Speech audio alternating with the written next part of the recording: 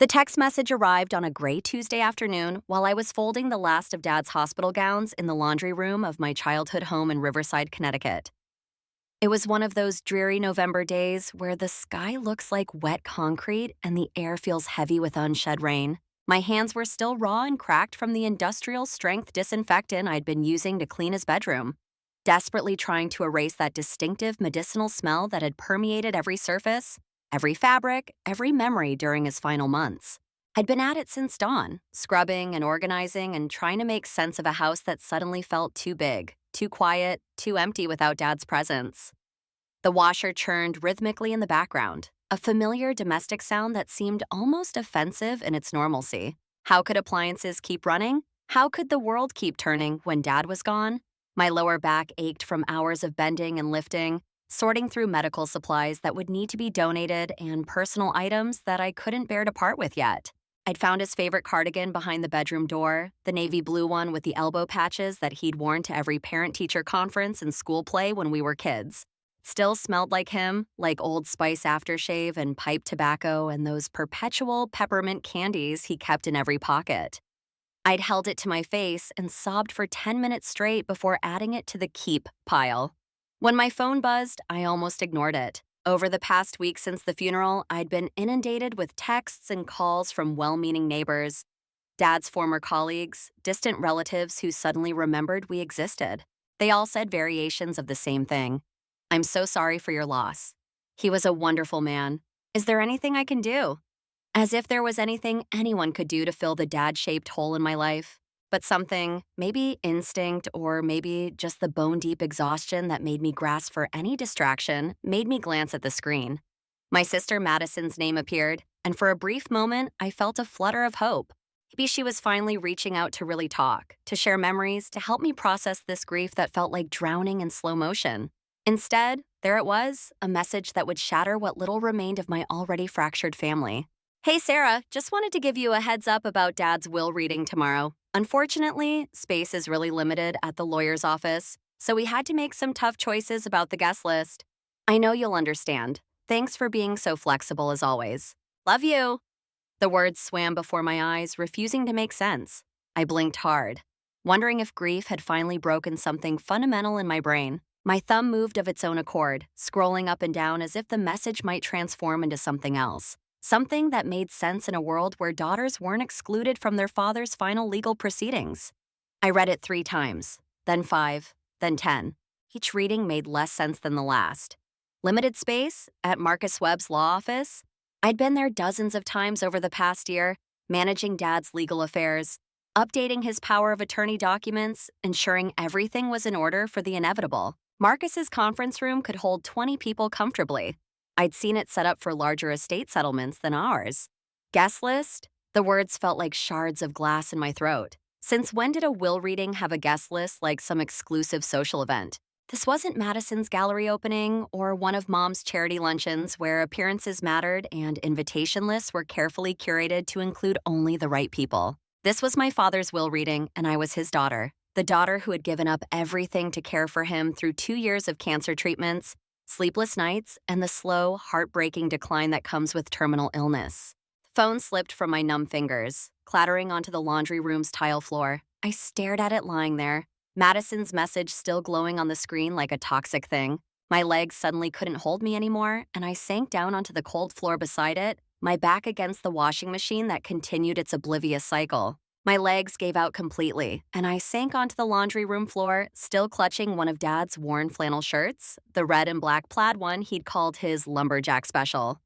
The fabric was soft from countless washings, worn thin at the elbows where he'd rested them on his desk while working on crossword puzzles or writing in his journal. It smelled like him, like Old Spice and pipe tobacco and the peppermint candies he always kept in his pocket, the ones he'd offered to nervous grandchildren and grumpy nurses alike. Pressed the shirt to my face and breathed deep, trying to ground myself in something real while my world tilted off its axis. How could they do this to me? How could Madison, my own sister, the girl I'd shared a bedroom with until she turned 13 and demanded her own space, casually text me like she was uninviting me from brunch at that overpriced cafe she loved? The laundry room suddenly felt like a tomb, its narrow walls closing in. This was where I'd spent countless hours over the past 2 years, washing load after load of Dad's clothes and bedding. Hospital gowns that tied in the back and never quite covered enough. Soft pajamas for the days when real clothes felt like too much effort. Sheets that needed changing sometimes twice a night when the medication made him sweat through everything. I developed a whole system, different detergents for different needs, special stain removers for the inevitable accidents that came with severe illness. Nobody else had offered to help with the laundry. It was too real, too intimate, too much of a reminder that William Patterson, successful businessman and family patriarch, had become dependent on others for the most basic needs. But I hadn't minded. Those quiet hours in the laundry room had become almost meditative, a chance to feel useful when so much of Dad's illness was beyond my control. The house felt suffocatingly quiet around me, a silence so complete it had weight and texture. Just last week, it had been filled with the sounds of Dad's oxygen machine, its steady whoosh-click-whoosh that had become the soundtrack to our days. There was the gentle beeping of his medication reminders, a sound I'd programmed myself after he started forgetting whether he'd taken his pills. The soft murmur of the baseball games he liked to listen to on the radio even when he was too weak to follow the score, because the announcers' voices reminded him of summer afternoons at Fenway Park with his own father. Now there was nothing but the hollow echo of my own ragged breathing and the distant hum of the dryer finishing its cycle.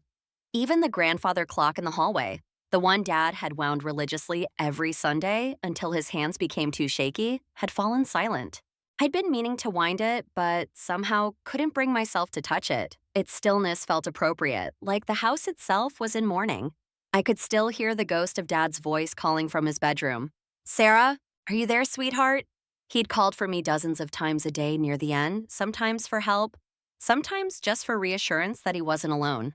I'd always answered, no matter what I was doing, no matter how exhausted I was. "I'm here, Dad. I'm right here."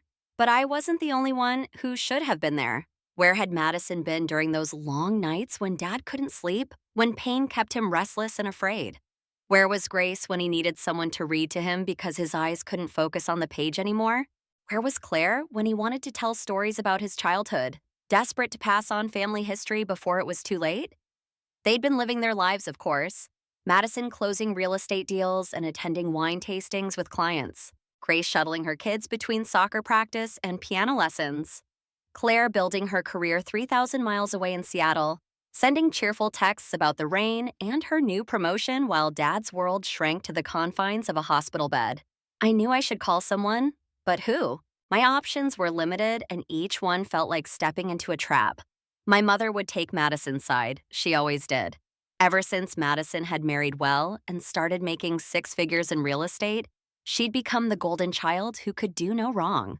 My other sister Grace would hem and haw and ultimately stay neutral to avoid conflict, just as she'd done our entire lives, perfecting the art of being Switzerland in every family dispute.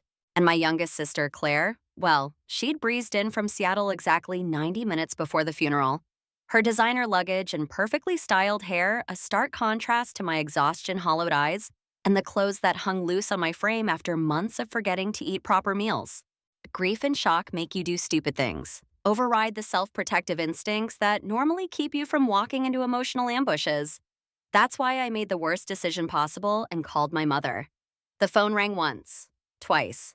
I could picture her checking the caller ID, debating whether to answer. She'd been avoiding me since the funeral, claiming she needed space to process, though she'd seemed perfectly capable of processing when I'd seen her laughing with her book club friends at the grocery store yesterday. On the third ring, it went to voicemail. Her recorded voice, artificially cheerful, chirped about being unavailable and promised to return calls at her earliest convenience. I hung up and immediately called again. This time, it went straight to voicemail. She declined the call. I tried twice more, each rejection feeling like another twist of the knife Madison had planted between my shoulder blades. On the 5th attempt, she finally picked up. "Hello, Sarah. Not hi, sweetie, or how are you holding up? Just my name," delivered in the tone she used with telemarketers. Then her voice shifted, warming like a performer stepping into character. "Oh, wait, how's my little chicken doing?" The childhood nickname felt like acid on an open wound. She hadn't called me that in years, and timing it now, when she knew what they'd done, felt deliberately cruel. I took a deep breath, my free hand clenched so tight my nails carved half-moon indentations into my palm. The cheerful facade in her voice made me want to scream. Mom, I just got a text from Madison. She says I'm not invited to Dad's will reading tomorrow because of limited space. Can you please explain what's going on? The silence stretched so long I pulled the phone away to check if the call had dropped. The seconds ticked by, marked by the grandfather clock that no longer kept time.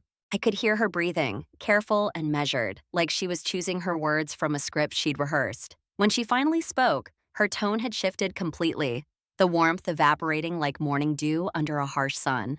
The transformation was so sudden, it gave me whiplash. Gone was the doting mother act, replaced by the cool, calculating woman I'd come to know too well over the years, the one who could slice you open with words sharp as surgical instruments. Oh, that. Two words delivered with the kind of dismissive tone usually reserved for discussing a misdelivered package or a canceled dentist appointment. Not the exclusion of a daughter from her father's final legal proceedings. Yes, that, I pressed, my voice shaking despite my efforts to stay calm. Mom, I need to understand why. Well, you know how these things are, she interrupted, her voice now pure business. The lawyer's office is quite small, and we have to include your father's business associates and some extended family members. Difficult decisions had to be made. I'm sure you understand.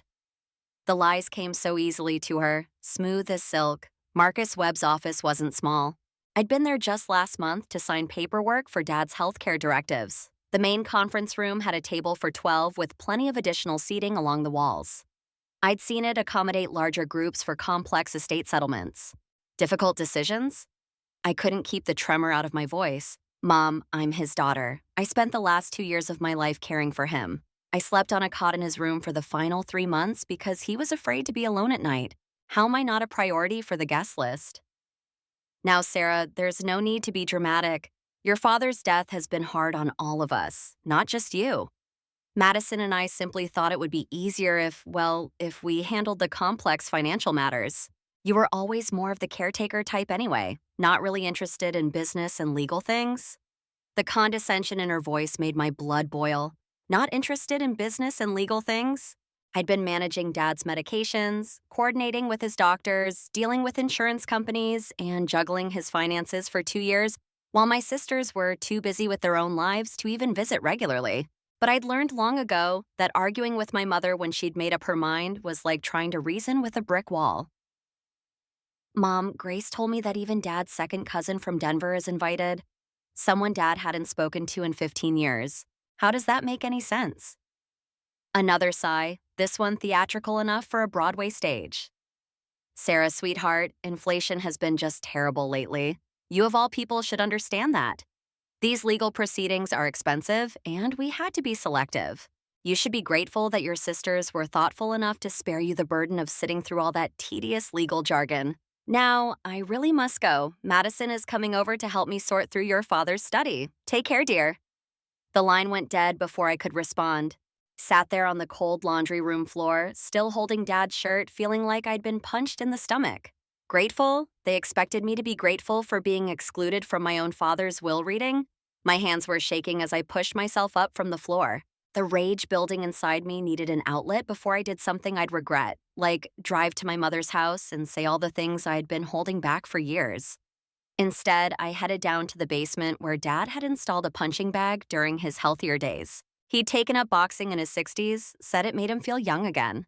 I'd kept it maintained even during his illness, occasionally sneaking down for a few rounds when the stress became too much.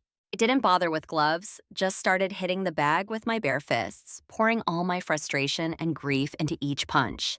The physical pain was almost a relief compared to the emotional tornado inside me. How many times had I bitten my tongue over the years? How many family gatherings had I attended where I smiled and nodded while my mother praised Madison's career achievements and Grace's perfect children? Barely acknowledging my existence except to ask when I was going to do something with my life? Taking care of Dad had been doing something with my life. It had been the hardest, most meaningful thing I'd ever done. While Madison was closing real estate deals and Grace was attending PTA meetings, I was learning how to administer IV medications, how to transfer a grown man from bed to wheelchair without hurting either of us, how to maintain dignity and hope in the face of a terminal diagnosis. But apparently, none of that mattered when it came time to read the will. By the time I finished with the punching bag, my knuckles were raw and bleeding, but my head was clearer. I wrapped my hands in paper towels and headed upstairs to the kitchen, where my phone was buzzing with messages. Three from Grace, probably trying to smooth things over without taking a side. One from a cousin asking if I had the recipe for the potato salad I'd brought to the funeral reception. And one from my mother that had been sent to me by mistake. The message was clearly meant for Madison. Sarah just called about tomorrow. She bought the story about limited space. We should be able to handle everything without any interference. Your father may have been losing his mind at the end, but at least he had the sense to make those changes when he did. I stared at the words until they blurred. Changes? What changes? Dad's will had been straightforward. He'd told me about it himself during one of his lucid moments. The house would be sold and divided 4 ways. His savings would be split equally among his daughters. His collection of vintage watches, accumulated over 40 years of careful collecting, would go to me because I was the only one who'd shown interest in the stories behind each timepiece. The message disappeared from my phone within 30 seconds, deleted remotely, but I'd already taken a screenshot. My heart was racing as I pieced together what this meant. They'd changed Dad's will. My mother and Madison had somehow convinced him to alter his final wishes, probably during one of his confused episodes near the end when he could barely remember our names.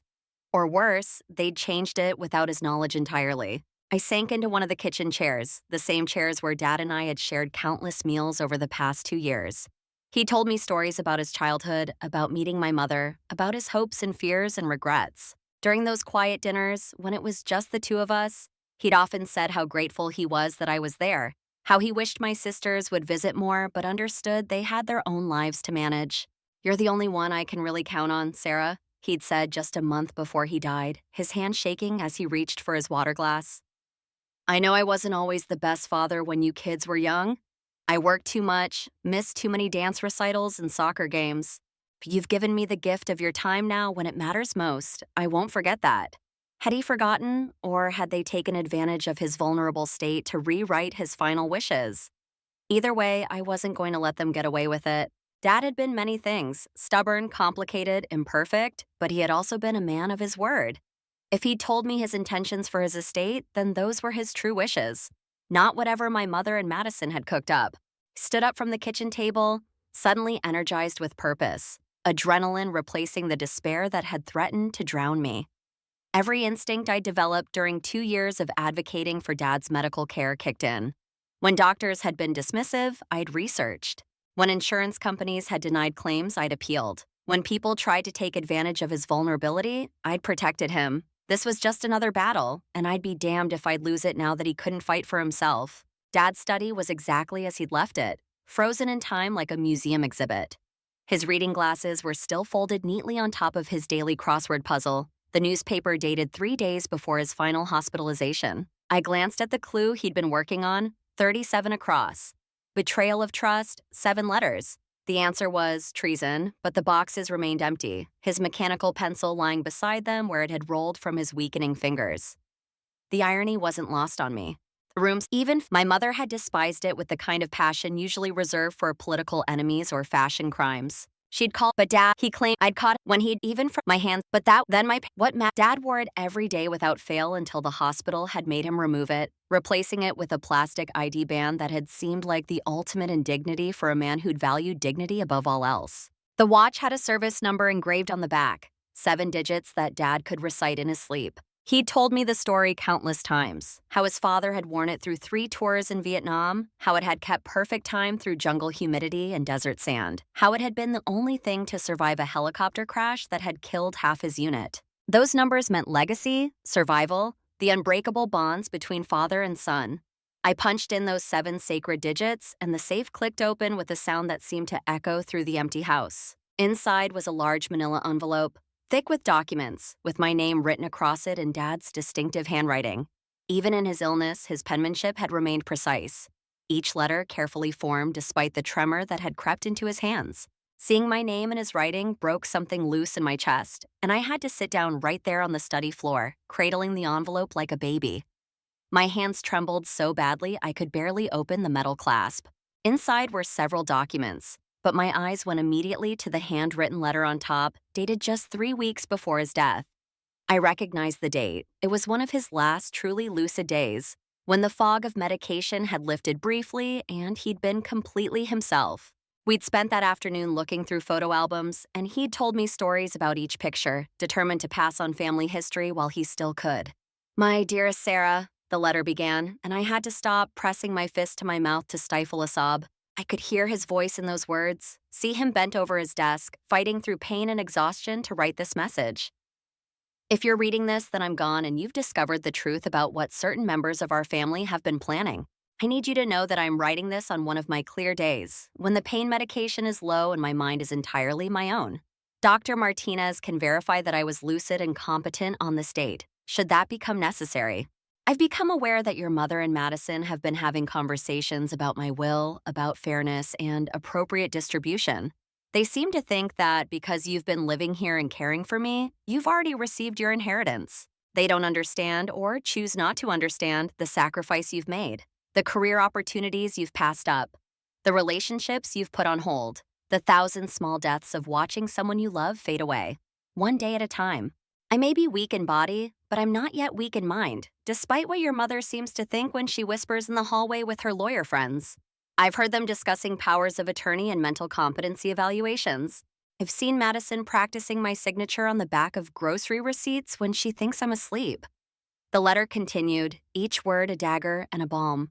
"So I've taken precautions. I've made copies of my true will with 3 different attorneys in 3 different towns. Marcus Webb has the official copy, the one that reflects my actual wishes. Harold Steinberg in Westport has another. Patricia Yamamoto in Greenwich has the third. I've also documented my mental state with video recordings stored in a safety deposit box at First National. The key is taped under the bottom drawer of my dresser, the one that always sticks. Trust no one else with this matter, Sarah. Not the lawyers your mother brings around. Not the family friends who suddenly appear with legal advice. Not even your sisters, though it pains me to say it. Grace means well but lacks courage. Claire is too far removed to understand. And Madison, well, Madison has become too much like your mother, seeing life as a series of transactions rather than relationships. The documents in this envelope are your proof. Guard them carefully. There's a copy of my real will, dated last September when I was still strong enough to walk to the mailbox and coherent enough to beat you at Scrabble. Though you always let me win anyway, didn't you? There are also account statements, passwords, and contact information for all my financial institutions. I've marked which accounts they don't know about, the ones I kept separate for emergencies.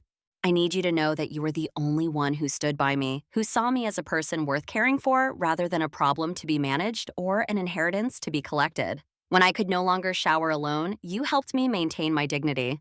When food lost its taste, you found ways to make nutrition bearable. When the nights were long and death felt close, you sat with me and held my hand and reminded me I wasn't alone. Your mother visited when it was convenient, bearing flowers that made me sneeze and gossip that held no interest. Your sisters came when guilt compelled them, watching the clock and making excuses to leave early. But you, my dear Sarah, you gave me the gift of your presence, your patience, your unfailing love. You gave me the chance to be a father again when illness had reduced me to feeling like a burden. I'm sorry for the pain this situation will cause you. I know how you hate conflict, how you've always been the peacemaker. But sometimes peace comes at too high a price. Sometimes the only way to honor someone's memory is to fight for what they believed in. I have faith in your strength. You've already shown more of it than I ever did. Take care of those watches for me. Each one has a story, and you're the only one who ever wanted to hear them. The Omega from my first promotion, when I thought I'd conquered the world. The Rolex from my father, still keeping perfect time after all these years. The simple Timex I wore when I was building the business, too practical to risk anything more valuable. They're all yours, as they should be. Be strong, my darling girl. Be brave. And know that wherever I am, I'm proud of you. All my love, always Dad. I carefully photographed everything before returning the originals to the safe. Marcus Webb was Dad's longtime attorney, a man I'd gotten to know during the endless paperwork that comes with terminal illness. His office would definitely have space for one more person tomorrow, regardless of what my mother claimed. That night, I barely slept. My mind kept racing through scenarios of what might happen at the reading. Would they try to physically prevent me from entering? Would they claim I was having a breakdown from grief? I'd seen enough family dramas play out at the hospital to know that death and money brought out the absolute worst in people. By morning, I had a plan. I dressed carefully in the black suit I'd worn to Dad's funeral, adding his military watch to my wrist. It was heavy, old-fashioned, but wearing it made me feel like he was with me. I arrived at Marcus Webb's office building 45 minutes early, parking where I could see the main entrance. At 1:30, I watched my family arrive. My mother stepped out of Madison's BMW, dressed in her finest black outfit as if this were a social event rather than a legal proceeding. Madison looked nervous, checking her phone constantly. Grace arrived separately with her husband, looking uncomfortable and keeping her distance from the others. Claire came last, perpetually late as always, her hair still wet from a shower. I waited until they were all inside before entering the building. The elevator ride to the fourth floor felt endless. Through the glass doors of Webb's law firm, I could see them gathered in the reception area. The moment I walked in, all conversation stopped. My mother went pale, her carefully applied makeup unable to hide her shock. Madison's mouth fell open, her phone clattering to the floor. Grace looked relieved, if anything, while Claire just seemed confused about the tension. "What are you doing here?" my mother hissed, recovering her composure enough to be angry. "We discussed this. You weren't invited." "Actually," I said, keeping my voice steady despite my racing heart. "I was invited. By Dad, you know the person whose will we're here to read? His son, who spent every single day of the last 2 years making sure he was comfortable, fed, and loved? That invitation enough for you?" Madison stepped forward, her professional real estate agent smile plastered on her face. "Sarah, sweetie, I texted you about the space limitations. This is really awkward for everyone." "You know what's awkward," I replied. "Finding out your family tried to exclude you from your own father's will reading. That's awkward. Also potentially illegal, but we'll get to that." Before anyone could respond, Marcus Webb emerged from his office. His expression was carefully neutral, but I caught the flash of recognition when he saw me. "Good afternoon, everyone. I see the family is all here. Shall we proceed to the conference room?" My mother grabbed Madison's arm, whispering furiously, but Marcus was already leading the way. The conference room was enormous, with a table that could easily seat 20 people. So much for space limitations. "Please, everyone, have a seat," Marcus said, gesturing to the chairs. I deliberately chose a seat directly across from my mother, who was still shooting me daggers with her eyes. Also present were 2 people I didn't recognize, who introduced themselves as Robert Brennan and Jennifer Chen, attorneys representing my mother. Marcus cleared his throat and began with the standard legal preamble before getting to the heart of the matter. "I have here the last will and testament of William James Patterson, dated January 15th of this year." I felt my stomach drop. January 15th? Dad had been in and out of consciousness that entire week, barely able to recognize his own daughters. The will I'd found in his safe was dated the previous September, when he'd been completely lucid. Marcus continued reading, and with each word, my anger grew. According to this new will, the family home would go entirely to my mother. The savings would be divided with 35% each to Madison, Grace, and Claire, and only 10% to me. Most painful of all, Dad's watch collection was to be sold, with the proceeds added to the general estate. When Marcus finished, the room was silent. I could feel everyone watching me, waiting for my reaction. My mother had a small, satisfied smile on her face. Madison was studying her manicure. Grace looked deeply uncomfortable. Only Claire seemed genuinely puzzled by the tension in the room. "I have a question," I said, my voice surprisingly calm. "When exactly did my father sign this will?" Robert Brennan responded smoothly. "Mr. Patterson was of sound mind when he requested these changes. You have documentation to that effect." "Do you?" I pulled out my phone and scrolled to the notes I'd been keeping throughout Dad's illness. "Because according to my records, on January 15th, my father was admitted to Riverside Hospital with severe complications from his medication. He was on high-dose morphine and experiencing significant confusion. I have the medical records to prove it." The room erupted. My mother accused me of lying. Madison threatened to call security. Brennan and Chen huddled together, whispering urgently. Through it all, Marcus Webb sat quietly, watching the chaos unfold. Finally, he spoke up. "Sarah, you mentioned having medical records. Do you have any other documentation you'd like to present?" I reached into my purse and pulled out the envelope from Dad's safe. "I have a copy of my father's will dated last September, along with a letter in his handwriting explaining that this represents his true wishes. He anticipated that someone might try to make unauthorized changes." I slid the documents across to Marcus, who examined them carefully. His frown deepened as he read Dad's letter. This is concerning. This appears to be an authentic copy of the will I prepared for William last fall. That doesn't prove anything, Brennan interjected. The January will supersedes any previous versions. Not if it was signed under duress or when my father lacked the mental capacity to understand what he was signing, I countered. I have detailed medical records showing his condition throughout January. Would you like me to read the attending physician's notes about his mental state? The room fell silent again. Marcus cleared his throat. Given these serious concerns about the validity of the January document, I believe we need to postpone any distribution of assets until this matter can be properly investigated. My mother exploded. This is ridiculous. How dare you come in here with your fake documents and wild accusations? William wanted to make things fair. You already got more than your share by living in his house rent-free for 2 years. I lived there to take care of him, I shot back. While you visited maybe once a month, and Madison and Grace showed up only when it was convenient. Gave up my apartment, my social life, everything to make sure Dad wasn't alone. And you think that was me taking advantage? Claire finally spoke up. Wait, what's happening? I thought we were just here to read Dad's will. Why is everyone fighting? Grace turned to her. Apparently, Mom and Madison made some changes to Dad's will without telling anyone. Sarah found evidence that Dad might not have been mentally capable of agreeing to those changes. We didn't make changes, Madison protested. Dad wanted this. He told us that last week when Sarah wasn't around. You mean when I was at the pharmacy getting his prescriptions? I interrupted. Or when I was meeting with the hospice nurse, or maybe when I was in the kitchen making the special protein shakes that were the only thing he could keep down?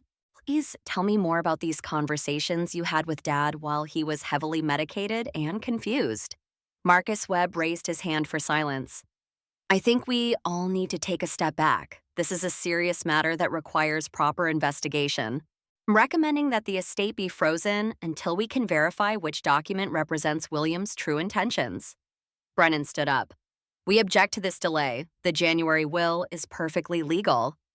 Then you won't mind if it's thoroughly investigated. Marcus replied calmly. If everything is as you say, the investigation will confirm it. If not, well, attempting to probate a fraudulent will is a serious crime. The word crime hung in the air like a thunderclap. Madison went pale. Even my mother seemed shaken. I watched as she gripped her designer purse tighter, her knuckles white with tension. We left the office with nothing resolved except Marcus's promise to investigate. In the parking lot, my family scattered to their cars without speaking to me. Only Grace lingered, approaching me hesitantly. Sarah, I swear I didn't know about any of this, she said quietly. The changing the will, excluding you, none of it. Mom just told me there were some adjustments for tax purposes. I studied her face, seeing genuine distress there. Grace had always been the peacekeeper, the one who avoided conflict at all costs. Did you ever wonder why they were so secretive about it? She nodded miserably. I should have asked more questions. It's just Mom can be so forceful and Madison backs her up on everything. Sorry. We talked for a few more minutes before parting ways. As I drove home, my phone buzzed with messages. 3 from Madison calling me selfish, 1 from my mother saying I was tearing the family apart. Nothing from Claire, who was probably still trying to process what had happened. Back at Dad's house, which was technically still his until the estate was settled, I felt the weight of the day crash over me. The place felt different now, less like the childhood home where I'd spent countless happy years, and more like evidence in a legal battle. I walked through the rooms, remembering all the moments from the past 2 years. Dad teaching me how to manage his oxygen tank. The night he couldn't sleep, and we stayed up watching old westerns. The morning he forgot my name but remembered all the words to the song my mother used to sing. In his bedroom, I sat on the edge of the bed where I'd spent so many hours reading to him, holding his hand, reassuring him that he wasn't alone. The medical equipment was gone now, donated to hospice, but I could still see the indentations in the carpet where they'd stood. This room had been our whole world for those final months. My phone rang, Marcus Webb's name appearing on the screen. Sarah, I wanted to speak with you privately. Can you come to my office tomorrow morning? There are some things about your father's legal affairs that I think you should know. The next morning, I arrived at Marcus's office to find him looking troubled. He gestured for me to sit and pulled out a thick file. Sarah, I've been your father's attorney for over 20 years. In all that time, I've never seen him as clear and determined as he was when he updated his will last September. He showed me the original documents, Dad's signature strong and certain. He specifically told me he was concerned about potential challenges to his wishes. He said you were the only one he truly trusted to handle things properly. Then how did this January will come to exist? I asked. Marcus sighed. I wasn't involved in that one. Your mother brought in her own attorneys. They claimed your father had requested the changes and presented documents that appeared to be legitimate. But now, looking at the dates and knowing his condition at that time, I have serious doubts. So what happens now? I've already started the investigation. I'll need those medical records you mentioned and any other documentation you have about your father's condition in January. If we can prove he lacked mental capacity or that the signature was forged, the January will becomes invalid. The word forged made me shudder. Could my mother and Madison really have gone that far? But then I remembered the deleted text, the secretive meetings, the way they'd tried to exclude me from the reading. Yes, I realized they absolutely could have. Over the next few days, I threw myself into gathering evidence. I contacted Dad's doctors, collected pharmacy records showing his heavy medication schedule, even found security camera footage from the hospital proving he was admitted on January 15th. Each piece of evidence felt like a small vindication of Dad's trust in me. Claire called one evening, sounding confused and upset. Sarah, I've been trying to understand what's happening. Mom says you're being vengeful about the will, but Grace says Mom and Madison did something wrong. Don't know who to believe. I spent an hour explaining everything to her, from the exclusion attempt to the suspicious timing of the will changes. Claire had been living in Seattle during most of Dad's illness, flying in only for major holidays and, finally, for the funeral. She'd missed the day-to-day reality of his decline. Oh my God, she said when I finished. They really tried to cut you out after everything you did for Dad? It looks that way, I said tiredly. I don't think it was even about the money, honestly. I think Mom's always resented that Dad and I grew close at the end. She barely visited him, maybe twice a month for an hour. Madison came even less. Claire was quiet for a moment. I should have visited more too. Kept meaning to, but there was always something, work, travel, life getting in the way. I'm sorry, Sarah. You shouldn't have had to do it all alone. Her apology brought tears to my eyes. It was the first time anyone in my family had acknowledged the weight I'd carried. Thank you. Within most days, this time, the media based. Furthermore, the handwriting analysis raises serious questions about the authenticity of the signature. She paused, looking directly at my mother and Madison. I'm recommending that the January will be declared invalid and that Mr. Patterson's September will be honored as his true last testament. Additionally, this matter will be referred to the district attorney's office for potential criminal investigation. The word criminal sent Madison into a panic. Wait, criminal? We thought Dad wanted to make changes. Mom said the meeting ended with their attorneys requesting time to reassess their position, legal speak for trying to figure out damage control. In the hallway afterward, Claire hugged me tight. I'm so sorry you had to go through this. Dad would be proud of you for standing up to them. Grace nodded in agreement. I've been thinking about it a lot, how they always treated you like the least important daughter. Even though you were the one who showed up when it mattered, it wasn't right. So what happens now? Claire asked. Marcus, who had followed us out, answered. If they're smart, they'll agree to honor your father's original will without further dispute. Fighting it will only lead to more scrutiny and potential criminal charges. He was right. Within a week, my mother and Madison's attorneys contacted Marcus to say they would not contest the September will. They wanted to put the matter behind them quickly and quietly, especially after the district attorney's office opened a preliminary investigation into the forged signature. The estate settlement proceeded according to Dad's true wishes. The house was listed for sale, with the proceeds to be divided equally among the 4 daughters. The savings accounts were similarly divided. And the watch collection, those precious timepieces that held so many of Dad's memories, came to me as he'd intended. I spent hours going through the collection, carefully cleaning each watch and reading Dad's notes about their history. There was the Omega Seamaster he'd bought to celebrate his first promotion, the vintage Rolex he'd inherited from his father, the simple Timex he'd worn every day when he was building his business. Too practical to risk a more expensive piece. Each watch told a story, and I was the only one who'd wanted to hear them. The house sold to a young family who fell in love with the big backyard and the kitchen where Mom had cooked thousands of family dinners before she decided Dad and his illness were too much trouble. Cleaning out the rooms for the final time was bittersweet. So many memories in every corner, both from my childhood and from those intense final years. I kept some things that weren't mentioned in the will, but that held special meaning.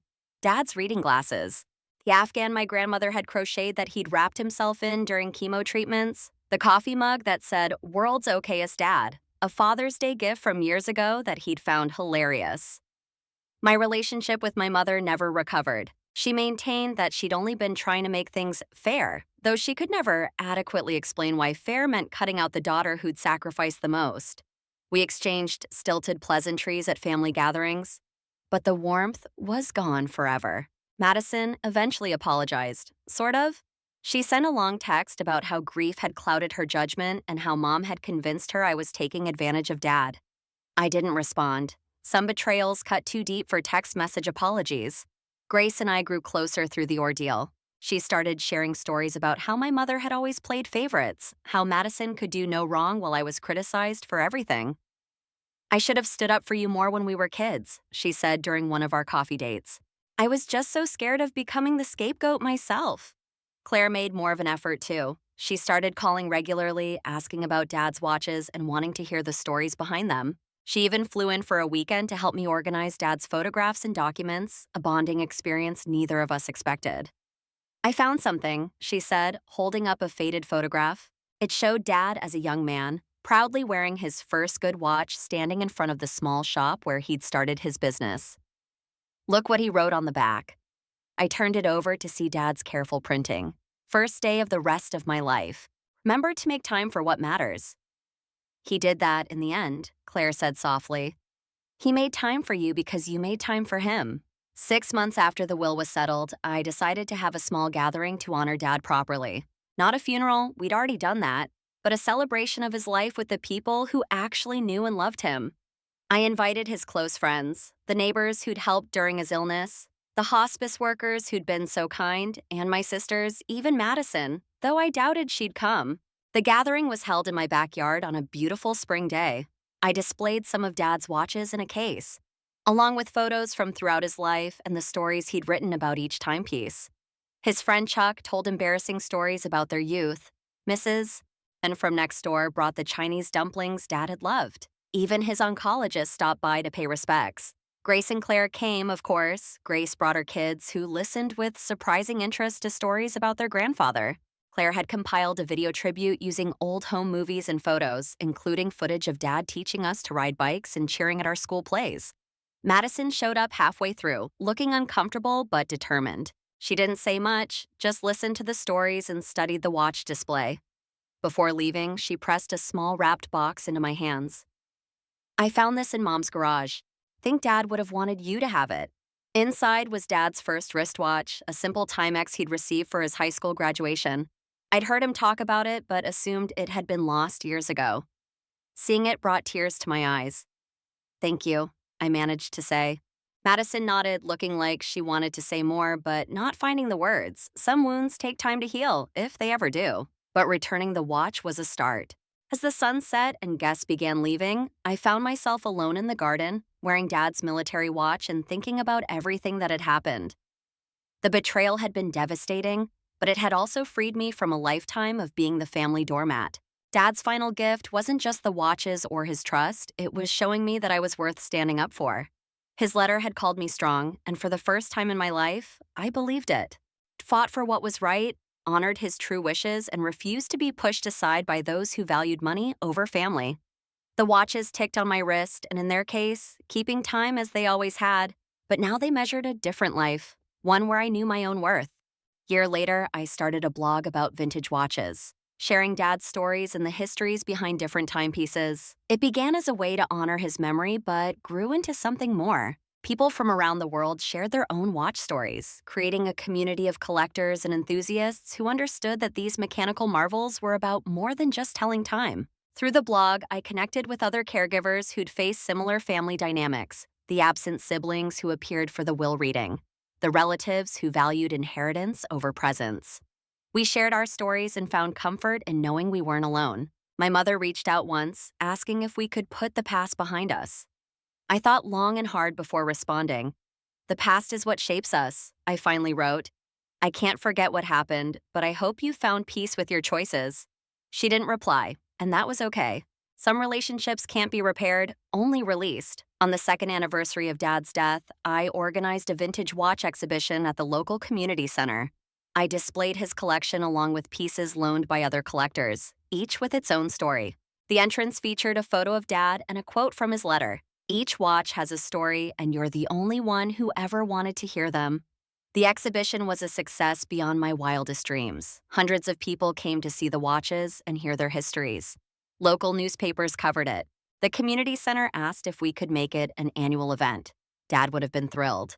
Grace brought her teenage daughter, who surprised everyone by showing genuine interest in the mechanical movements of the watches. Grandpa would have loved explaining all this to you, I told her, demonstrating how to wind a vintage piece properly. Even Madison came, bringing her own family. Her son was fascinated by the military watches, asking endless questions about their history. I saw Madison really look at the collection for the first time, perhaps finally understanding why Dad had wanted them preserved together.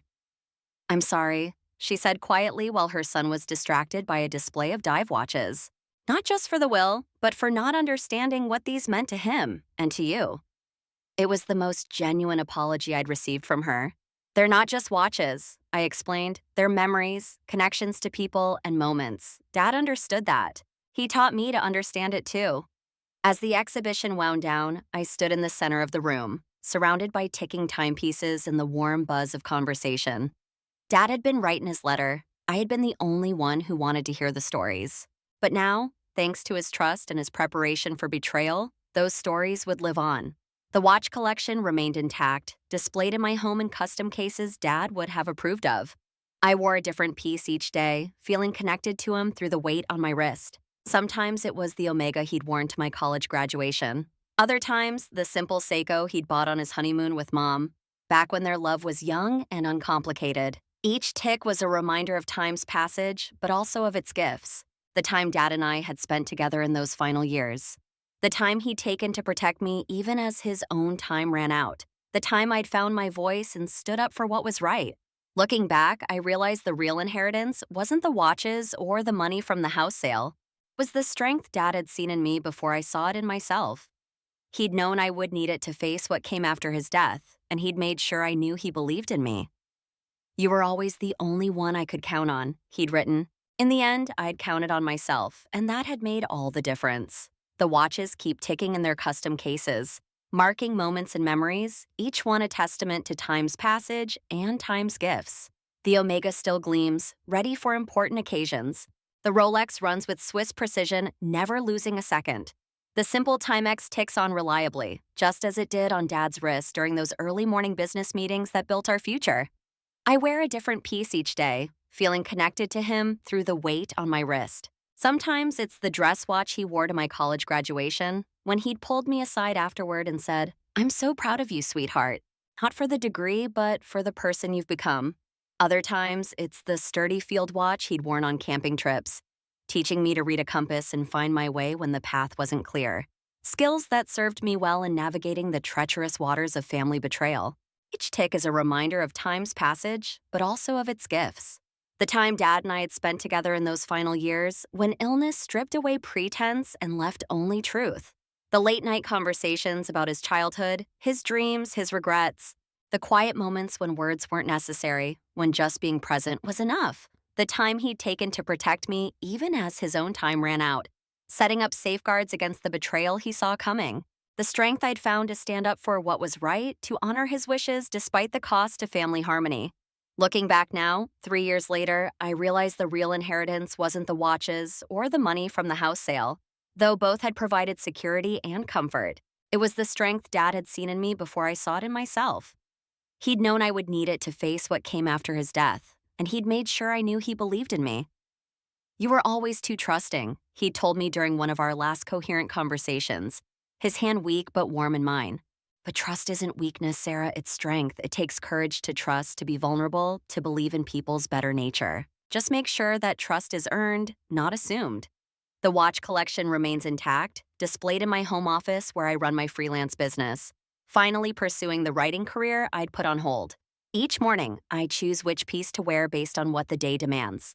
The dress watch for client meetings, the field watch for challenging projects, the simple Timex when I need to remember that value isn't always about price tags. And somewhere, I like to think Dad is smiling, knowing his trust was well placed and his stories live on. Time moves forward, as it always does, the watches marking each second with mechanical precision. But the lessons learned in those difficult months after his death remain timeless.